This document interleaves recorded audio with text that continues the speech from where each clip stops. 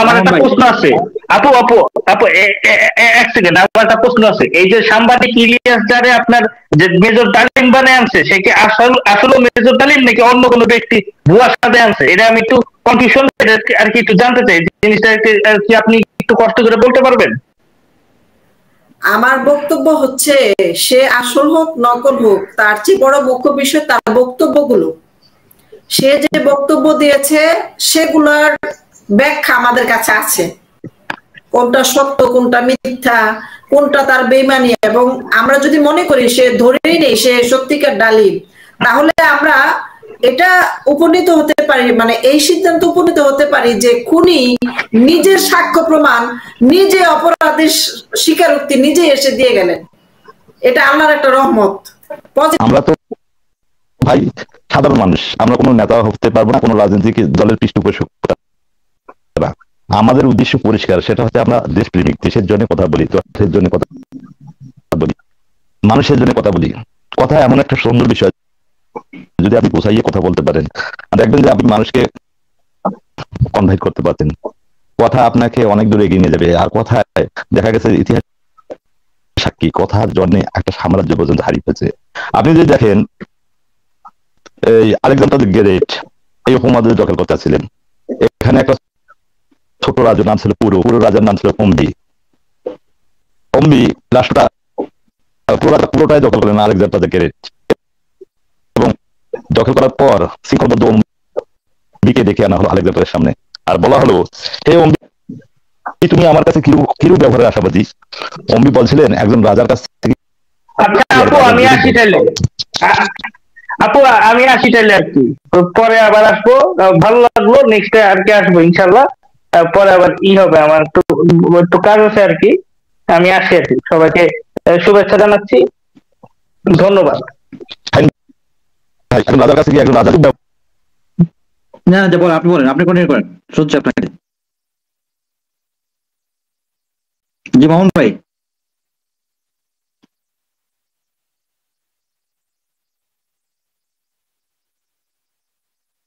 মামুন ভাই আপনি কি আছেন?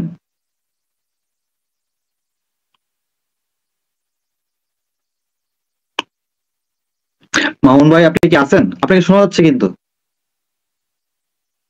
আপনি কন্টিনিউ করেন প্লিজ।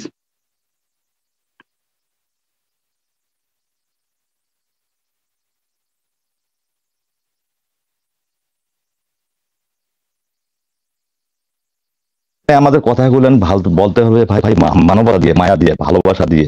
আমরা আমাদের দেশের সভ্য আসু সভ্য দেখতে চাই। আমরা একটা ডিবেটের মাধ্যমে একটা রাষ্ট্রের বিভক্তি আনতে চাই না। আমরা সবাই দেশের অধিবাসী, এখানে জন্মেছি, লালিত পালিত হই আর মৃত্যুবরণ করি। সুতরাং এই দেশটাকে ভালোবাসা আমাদের কর্তব্য, দায়িত্ব বলে মনে করি। আমি তানভীর ভাই সবাইকে বিভক্তি দেখতে চান না, এক জায়গায় আনতে চান? সবাইকে কি জামাতের ছায়াতলে আনতে চান নাকি? আরে ভাই আমি কোন জাতের রাজনীতি করি না ভাই, আমি এই মাত্র আমার শেষ করতে দেন। নাকি মুক্তিযুদ্ধের ছায়াতলে আনতে চান, মানে ৭১-এর চেতনার পক্ষে আনতে চান? অবশ্যই ৭১-এর চেতনা বিশেষ। আমি আমি আপনাকে বলি, দেখেন জামাতকে হয়তো কেউ তার দলীয় ভাবে তার একটা আজেন্ডা থাকতে পারে, তাকে ভালোবাসতে পারে, ঠিক আছে? শুনেন, সব লোক যে আবার জামাতের মধ্যে আবার মনে করেন যে একেবারে সবাই দেশদ্রোহী তা না, কিন্তু কথা বোঝেন। তাদের বয়স কিন্তু তখন ৭১-এ, এই বর্তমান প্রজন্ম না, তাদের বয়স কিন্তু ৭১, কিন্তু তাদের জন্ম, তাদের বাবার হয়তো বয়স হয়তো 15 বা 10 এরকম থাকতে পারে, আছিল। কিন্তু তাদেরকে জামাত এবং তার অঙ্গসংগঠন গুলো যেভাবে বোঝাচ্ছে, তারা ঠিক ওই রকমই মানে ইতিহাসটা নিচ্ছে। এখন যদি বর্তমান প্রজন্ম যারা জামাত করে, তারা যদি মনে করে না আমাদের সঠিক ইতিহাসটা জানার প্রয়োজন, আমরা জানবো, আমরা দেশকে ভালোবাসবো, ঠিক আছে, এখানে আমি তাদেরকে মানে আমি তাদেরকে ছোট করবো না, আমি তাদেরকে ওয়েলকাম জানাবো। অবশ্যই তারা দেশকে তাদের অতীত কি করেছে সেটা কিন্তু আমি দেখবো না। আমি দেখবো তারা যেহেতু ওই সময় জন্ম নেয় নাই, তাদের বাবারা বিয়ে করে নাই, ঠিক আছে, তাহলে এখানে তারা তাদের মধ্যে ভুল থাকতেই পারে, তারা ভুল করতে পারে, কিন্তু তারা যদি তাদের নিজের ভুলটা সংশোধন করে আবার পুনরায় দেশকে ভালোবাসতে চায়, ওয়েলকাম। এটা আমার পক্ষ থেকে এটা স্বাগতম অলওয়েজ। আমি যদি ওরা না থাকে, যদি দেশের মনে করেন যে আমি বিএনপি কে পছন্দ করি না, জামাতকে পছন্দ করি না, আওয়ামী লীগকে পছন্দ করি না, তো আমি রাজনীতি কার সাথে করবো? আমি করবো কার সাথে রাজনীতি? আমি কথাটা কার সাথে, আমি যে কথাটা বলবো আমি কাকে বলবো? কে আমার কথাটা শুনবে? আমার দেশে প্রত্যেকটা নাগরিক, হয়তো সে বিএনপি হতে পারে, সে আওয়ামী লীগ হতে পারে, সে জামাত হতে পারে, হ্যাঁ, তার সেই রাজনৈতিক অধিকার আছে, সে করবে, তার অধিকার সেটা আছে। যদি তার দল কোনো ভুল করে থাকে, দলীয় নেতা যারা আছেন তারা যদি ক্ষমা না চান, ঠিক আছে, সেটার দায়িত্ব আর ওদের উপরে পড়ে না। এরা বলতে পারবে, কিন্তু তারা তো এটা মানতেছে না, বুঝতে পারছেন? যেহেতু ওরা ছোট মানুষ, আমরাও ছোট মানুষ, ঠিক আছে, আমাদের কথাও যে মানে কোন একটা দল শুনবে তা কিন্তু আমরা মনে করি না, বুঝতে পারছেন? এরকম কারোর রাজনৈতিক ভাবে মনে করে একটা আকাঙ্ক্ষা থাকতে পারে যে আমি এই দলটা পছন্দ করবো, আপনি ওই দলটাকে পছন্দ করবেন, সেটা থাকবে, স্বাভাবিক। কিন্তু আমরা যে একজন অপর একজনকে মনে করেন যে নেগলিসি করবো, মানে নেগেটিভ ভাবে দেখবো, তা কিন্তু না। তা দেখলে কিন্তু আমাদের যে ঐক্যটা কিন্তু নষ্ট হবে। জি মোহন ভাই, প্লিজ কন্টিনিউ করেন। শোনা যাচ্ছে আপনার, শুনতে পাচ্ছেন আপনি? জি মোহন ভাই, প্লিজ। না, কমপ্লিট এই করেন। এই কথাগুলো আমার ভালো লাগে। এই কথাগুলো কিন্তু মানুষকে এগিয়ে নিয়ে যায়, এই কথাগুলো সম্প্রীতির দিকে আনে, এই কথাগুলো দেশের মানুষকে একত্রীকরণ করার সাহায্য করে। আমরা এই কথাগুলো আসলে ভুলে যাই। আমরা সবসময় রাজনীতিবিদ যারা আছে তারা একটা পক্ষ নিয়ে আসলে জাতিটাকে কয়েকটা ভাগে ভাগ করে একটা বিষয় চিন্তা করেন তো। মনে করেন যে এই যে শেখ হাসিনা তো ভালো ছিল বা খারাপ ছিল আমি বলতে চাই না, কারণ আমি কোন সরকারের ভালো আর মন্দটা আজ পর্যন্ত আমার নজর থেকে দেখতে পাই না, আমার দৃষ্টিকোণ থেকে কাউকে ভালো মনে হয় না। আজকে দেখা বাংলাদেশে এই যে ক্ষমতায় গেল না, সারাখানে ব্যবসা করতে, বিশেষ করে চাঁদা বাণিজ্য, দুর্নীতি বাণিজ্য, মানুষকে হেনস্থা করা, বিশেষ করে যেটাকে বর্তমানে আমরা বলবো ওই যে এই কাঠগড়ায় দাঁড়িয়ে মানুষের হেনস্থা করা, এই বিষয়গুলো তো আছে। এই যে সর্বোপরি একটা কথা আমার সবসময় কিছুক্ষণ আগে এই লাইফে ঢুকার আগে একটা লাইফে ঢুকে সমস্ত রাজনীতিবিদদেরকে গালি দিছি। একটা বড় নাম আপনার নেতা ছিল, ওনার নাম কি আমার মনে নেই, সম্ভবত ওনাকে বললাম ভাই আমাদের কত টাকার দরকার, রাত্রে মদ খাওয়ার জন্য আমাদের কত টাকার দরকার, রাত্রে নারীদের নিয়ে থাকার জন্য আমাদের কত টাকার দরকার, কত টাকা পেলে আপনারা এই রাজনীতিগুলো ছেড়ে দেবেন? এই জায়গায় একটা মানবীয়। জি জি, আপনি কন্টিনিউ করেন। আপনি ফ্রিজিং হয়ে যাচ্ছিলেন, হ্যাঁ বলেন, আপনি কন্টিনিউ করেন প্লিজ। না, ওই যে বারবার আমাদের ধাক্কা লাগে যে একটা প্ল্যাটফর্মে দাঁড়াই না ভাই। আমরা আমাদের স্বাধীনতা সার্বভৌমত্বের দিকে অনেক হুমকির মুখে, সারা বিশ্বে আজকে টালমাটাল অবস্থায়, কোন দেশ কোথাও নিরাপত্তা নেই। আজকে ডোনাল্ড ভাষ্য শুনলাম, সেখানে তো একটা মর্মান্তিক কাহিনী, একটা স্বাধীন সার্বভৌমত্ব কানাডার মতো রাষ্ট্রকে তারা নিতে চাইছে। আবার দেখেন ওই পাশাপাশি একটা রাষ্ট্র আবার গিলের নামে একটা ওই ইয়া নিতে চাচ্ছে। এই যে সার্বভৌমত্ব রাষ্ট্রের প্রতি বড় বড় রাষ্ট্রের যে খবরদারি, সেখান থেকে আমরা ছোট ছোট রাষ্ট্রগুলো নিরাপদ নাই, আমাদের স্বাধীনতা সার্বভৌমত্ব একেবারে হুমকির মুখে। আর যে ইংরেজিতে যে কথাটা প্রচলিত আছে, মাইট ইজ রাইট, আসলে এই কথা এই সভ্য সমাজে এসে প্রতিষ্ঠিত হচ্ছে, এটা খুবই মর্মাহত এবং খুবই বেদনাদায়ক। আমরা আমাদের পার্শ্ববর্তী রাষ্ট্রে বলেন মায়ানমারের দিকে যদি তাকাই, সেখানকার পরিস্থিতিগুলো দেখেন, আমরা স্বাধীনতা সার্বভৌমত্ব দিকে নিরাপদ।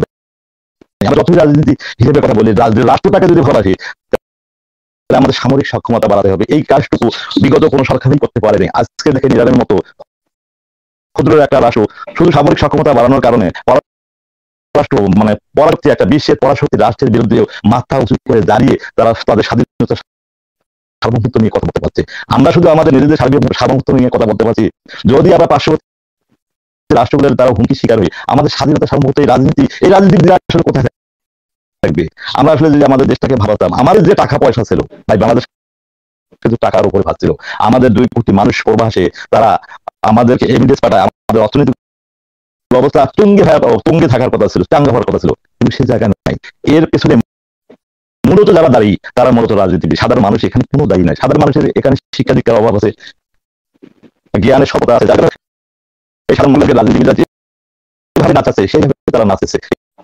এখানে সাধারণ মানুষ, আমি মনে করি এখানে বাংলাদেশের মনে করেন যে মানুষ কিছু শিক্ষিত হয়েছে, শিক্ষিত হতে পারেনি, জ্ঞান বলিয়ে আমরা অতটা শিক্ষিত হতে পারি, আমাদের নীতি নৈতিকতার ধারের কাছেও যাইতে পারেনি। আমাদের এখনো সংস্কৃতি জড়িয়ে আছে যে আমি তো গ্রামে বসবাস করি, মূল যেটা বলবে সেটাই ঠিক, নিজের শক্তি দিয়ে আমি কোনো কিছু করতে পারি না, নিজের মাথা দিয়ে আমি কোনো কথা বলতে পারি না, এটাই আমাদের ব্যর্থতা, যার কারণে দেশটা পিছিয়ে যাচ্ছে। এবং এর ফায়দা করেছে সত্যের রাজনীতি, সেটা জামাতেই বলেন, আপনার ওই আওয়ামী লীগ বলেন, বিএনপি বলেন, এরা মূলত সবাই, আমি সপক্ষে দল, আমি মুজিবুর রহমানকে মানি, আমার এই ঘরে তো ছবিটা আমি দেখাইতাম, যারা সব সময় একটা ভালো কাজের অগ্রে থাকে তাকে আপনি ইসলামের দৃষ্টিতে আপনাকে ওই মান্য কথা হিসেবে, এটা ইসলাম আমাকে শিক্ষা দেয়।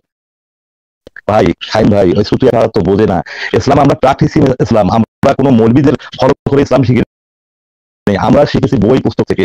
আমি ইসলাম মানি বিদায় আমি নামাজের জন্য অপেক্ষা করি কখন আমার সালাত সমাপ্ত হবে। আমি ইসলাম মানি বিদায় আমি আমার স্ত্রীটাকে শুধু হালাল মনে করি, অশ্লীলতার ধারে কাছেও যাই না, জিনার ধারে কাছে যাই না। আমার সামর্থ্য আছে, আমারও তো জৈবিক চাহিদা আছে। যদি ইসলাম আমার কাছে বাধা না হয় দাঁড়াইতো, যদি আল্লাহকে আমি ভয় না পেতাম, শাহিন ভাই বিশ্বাস করেন আমার যে জৈবিক চাহিদা, আমি প্রতিদিন কোনো না কোনো নারীর সঙ্গে মেলামেশা করতাম। কেন করি না? এখানে আমার ভয় অবশ্যই কেউ না দেখলে আমার আল্লাহকে দেখবে। এটা এইভাবে আমরা ইসলামকে স্টাডি করি। আমরা কোনো মৌলবীকে দেখে স্টাডি করি না, কোনো মাওলানাকে দেখে স্টাডি করি না। আমাদের আদর্শ হচ্ছে কোরআন এবং হাদিস। কোরআন হাদিস আমরা শিখে গেছে, এইভাবে ইসলামটুকু আমাদের কাছে যাই। এখন আমরা যদি ইসলামের কথা বলতে যাই, ওই যে আমার স্ত্রী যদি মনে করেন যে বোরকা বলো, তখন বলবে যে এরা শিবির বা পাকিস্তানি। যখন আবার বোরকা ছেড়ে দেবে তখন আবার বলবে কি এরা অমুসলিম। আবার যখন আমরা দেশ নিয়ে কথা বলবো তখন বলবে এরা দেশের ওই কর্তৃত্ব চায়। আবার যখন ইসলাম নিয়ে কথা বলবো তখন বলে যে এরা ইসলামের নাম ভাঙিয়ে ইসলামের ব্যবসা করতেছে। আমরা তো একদম প্র্যাকটিসিং মুসলিম ভাই, ইসলামকে যেমন ভালোবাসবো আমার রাষ্ট্রটাকে আমি তেমন ভাবে ভালোবাসবো। এটা আমার অহংকার, এইভাবেই আমরা বাঁচতে চাই। এতটুকুই কথা ছিল। ধন্যবাদ।